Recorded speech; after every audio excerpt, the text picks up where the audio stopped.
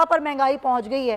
تو یہ باتیں کرنے سے کیا مہنگائی کم ہو جائے گی؟ پہلی بات. دوسری بات یہ کہ آگے آنے والے دونوں میں آپ کو صورتحال کیا نظر آتی ہے؟ کیونکہ ہمیں حکومتی اقدامات تو کوئی نظر نہیں آئے مہنگائی کو لے کر. آگے سچویشن آپ کیا دیکھ رہے ہیں؟ دیکھیں Sumaiya, let me be very Frank.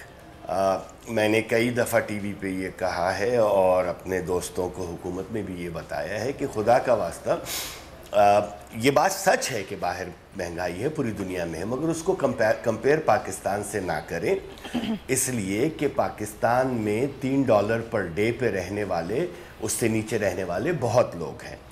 وہاں پر نہیں ہیں. ان کے پاس اگر پرائسز ڈبل بھی ہو گئی ہیں تو اتنا فرق ان کو نہیں پڑتا، کیونکہ پاکستان میں ایک ایوریج پرسن کی 30% and more of the income goes towards food and other items. تو جی مہنگائی پوری دنیا میں ہے، مگر وہاں کی قوت خرید بھی زیادہ ہے.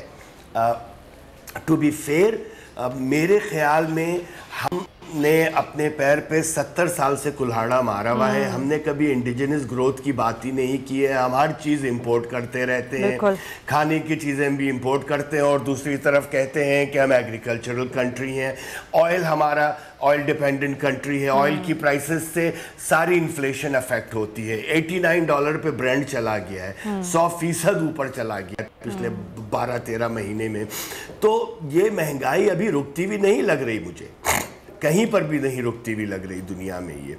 کیونکہ تھوڑی سی بہتری بیچ میں آئی تھی، جس میں سپلائی چین کلاگ جو تھا، جس میں 1500% تک شپنگ کی پرائسز اوپر ہوئی ہیں.